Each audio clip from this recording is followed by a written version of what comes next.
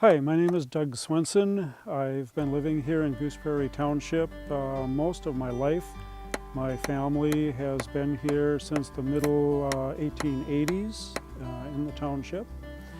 I have been blacksmithing for over 30 years, doing traditional Viking Age reenactment for about the last 8 or 9 years.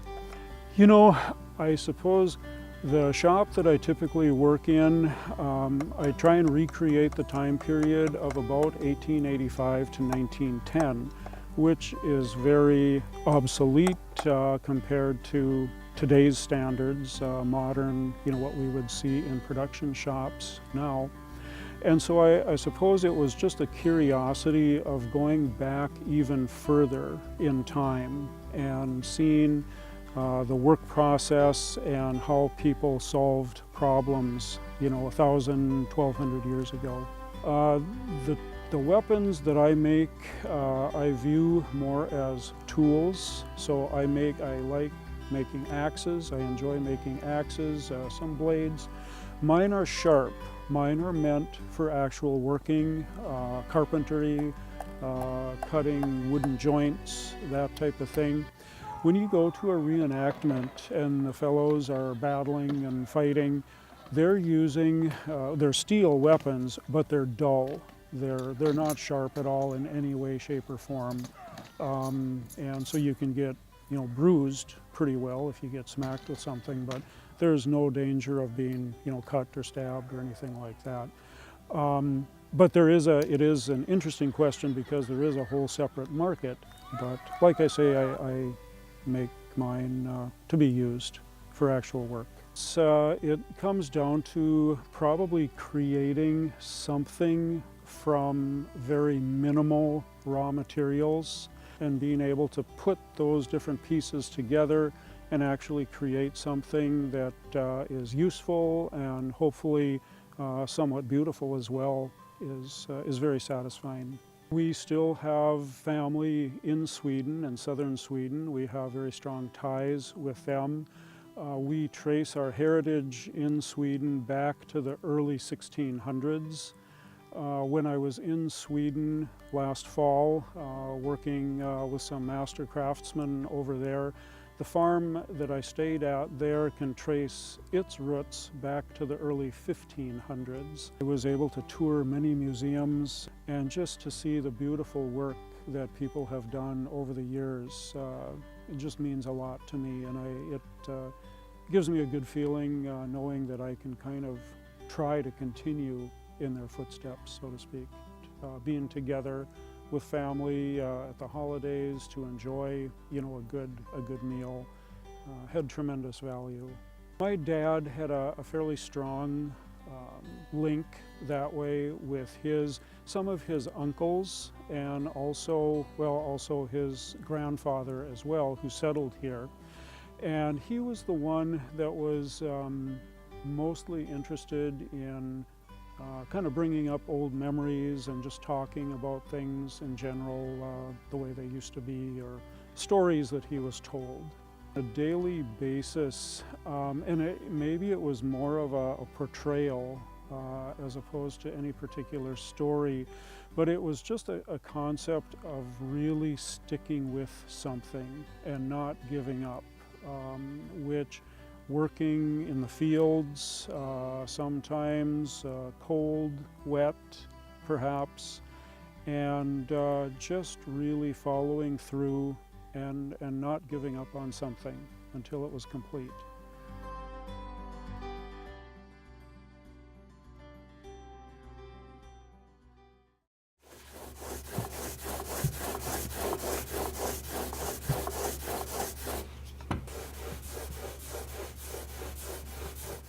My name is Anna Johnson. I'm a printmaker, and I'm from the Turtle Mountains in Belcourt, North Dakota. Since I graduated in 2010, I've been printmaking ever since then, because that's what I got my BFA in. I've always been interested in art for as long as I can remember. It's a fabric-based block printing ink, so it's made For block printing, that's what I do as relief. So I've been working on this little walrus. I carved away all of what I wanted it to be. So all that's left is the black outline of the walrus. So I'm gonna ink him up and then I'm gonna put it on that shirt and run it through the press.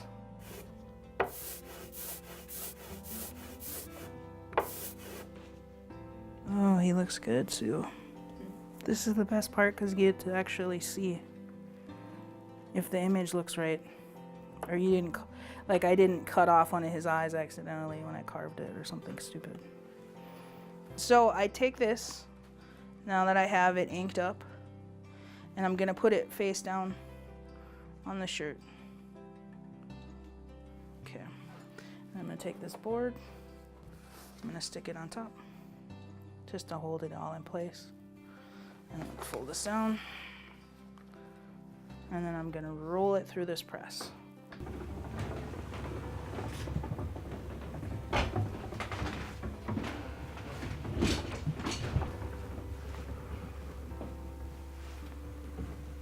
And back through.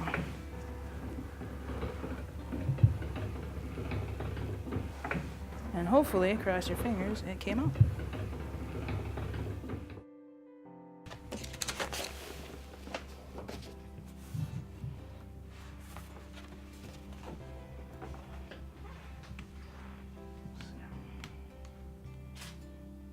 Oh yeah. So there's the walrus. I have nowhere to like just set stuff. So I just lay things all over my house everywhere to dry.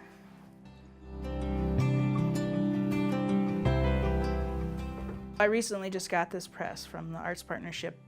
I got a grant from the Arts Partnership for the printmaking press. So I finally got to start doing printmaking again after I'd been out of school.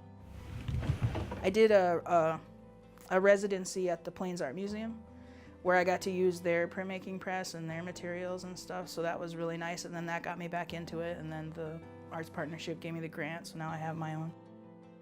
What I did for my show when I graduated from school was traditional oral stories. I took and turned them into prints and drawings. So it was pretty in-depth in the stories of my culture. So I spent a lot of time researching the stories and honing in on the ones that I wanted to use in my show, and then that kind of just has evolved over time into what I do now. So what I'm doing is I'm carving away the color that's white. So right now I'm gonna carve all of that's around the bird. That's gonna be white paper, and just leave the image of the bird. So I use my tools to carve away. And this is the time-consuming part, obviously. So I'm gonna carve this whole background away, and then I'm gonna print it, and then I'll carve whatever I wanna keep. The yellow color I'll print. I'll carve that away, so you do it, and it might take, 6-8 weeks to do one print because you're doing it one layer at a time, and you have to have each layer dry before you start the next layer.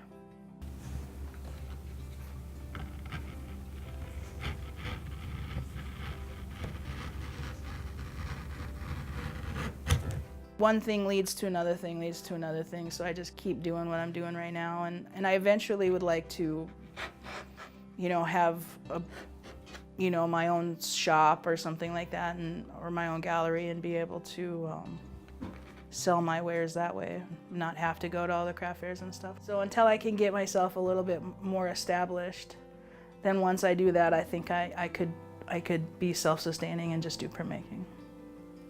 I would really like that, If you don't have the time, you can't make the art,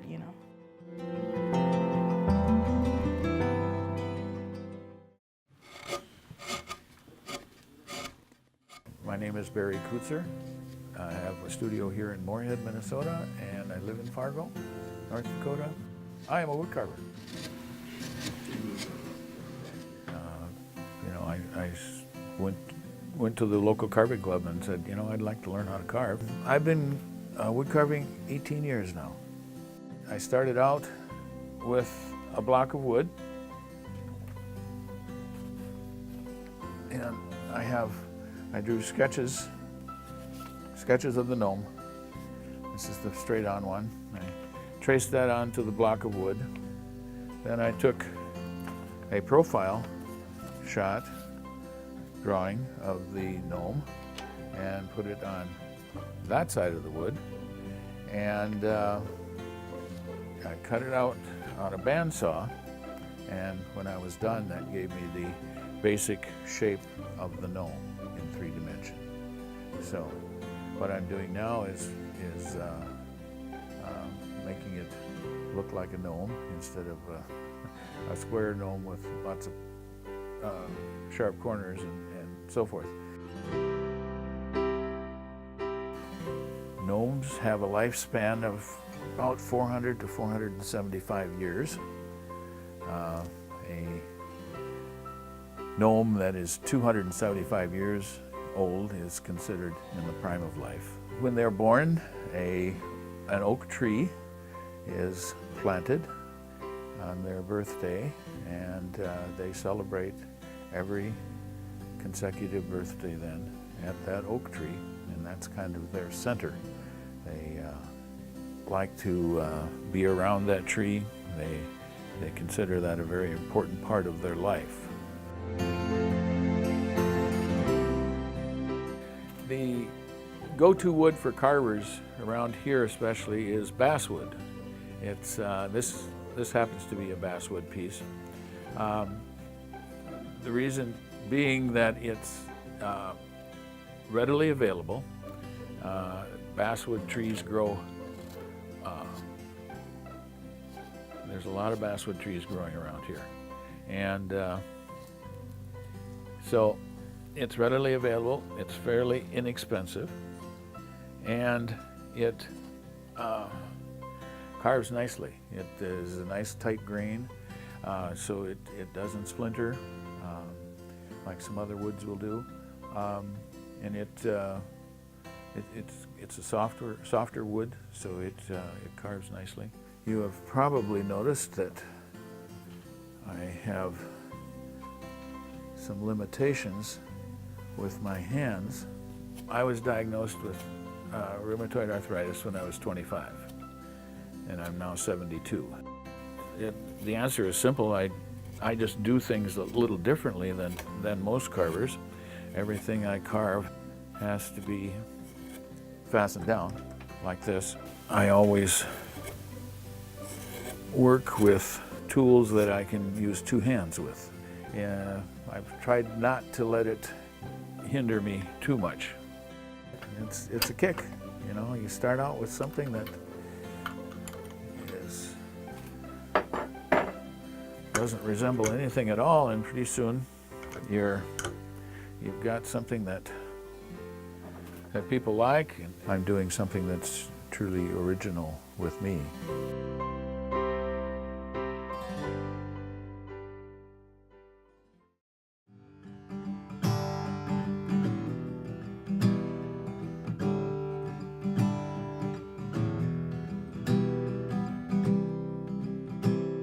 My name is Kwaisian. I'm from Chicago, and I am a musician.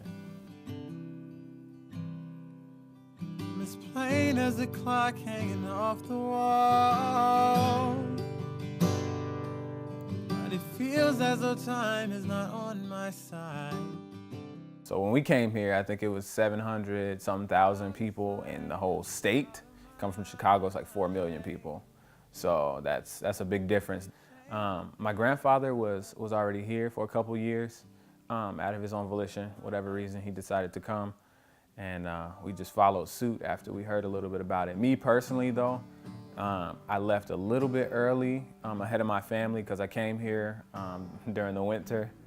And at my church, we pray in the new year, and I was actually looking for a church home because I didn't belong anywhere, consistently when I was in Carbondale, Illinois.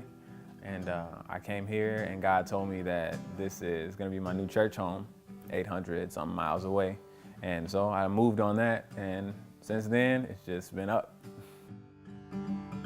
According to my mom, I've been doing music since I was really young, singing around the time that I can talk. It's kind of funny because, so for me, I remember trying to copy every sound that I heard with my voice actually. So it was way more than just singing. It was more like I heard something that sounded cool and then I would try to do it, and it kind of trickled into, my mom always listened to R&B music and stuff like that. So I would hear people doing runs and stuff, which I didn't know were runs. I just heard it, and then I would try to do it, and then my mom was like, "Oh, that was good." And between 4 and 5 years ago, I picked up guitar.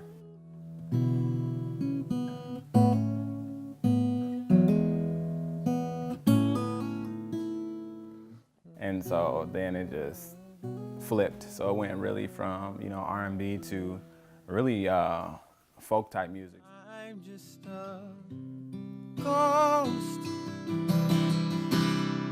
It's the ones we love the most. Leave the worst holes in our hearts. So I moved here the summer before the beginning of my junior year in high school.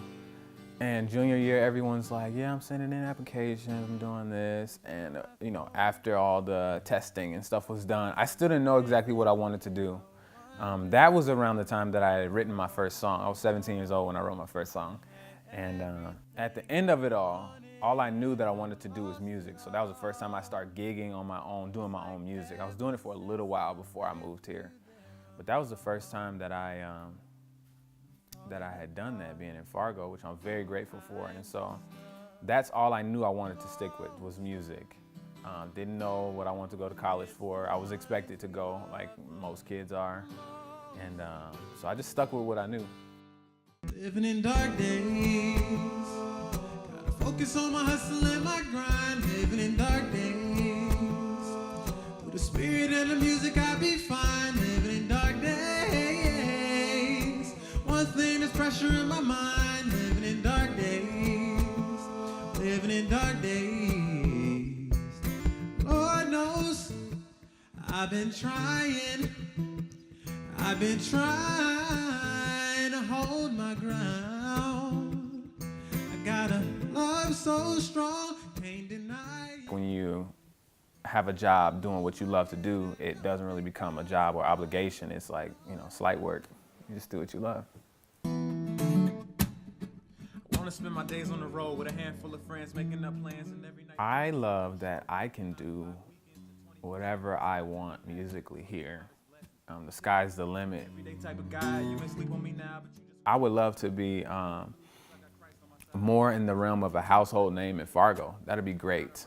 In this place, I would love to do that. And I've noticed some things changing from where I was last year. So if I can do that, just have people, you know, somebody else comes in from Fargo, man, what's nice around here? Oh yeah, Quiet UCN has a show. You should go do that. He's really good. That's great. If I can have that done in a year, that's what I'm working towards. And even if I don't get it, I'm still closer than I would have been if I didn't work towards it. Hold on, don't let go. Save the dreaming for the dreamers, 'cause it's time to start the show. Hold on.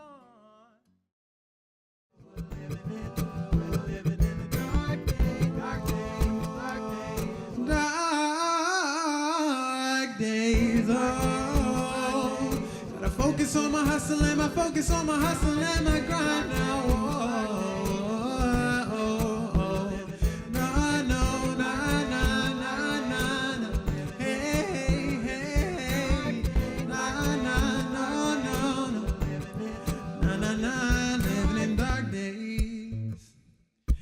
Focus on my hustle and my grind, living in dark days. Spirit and the music, I'll be fine, living in dark days. One thing, there's pressure in my mind, living in dark days, living in dark days.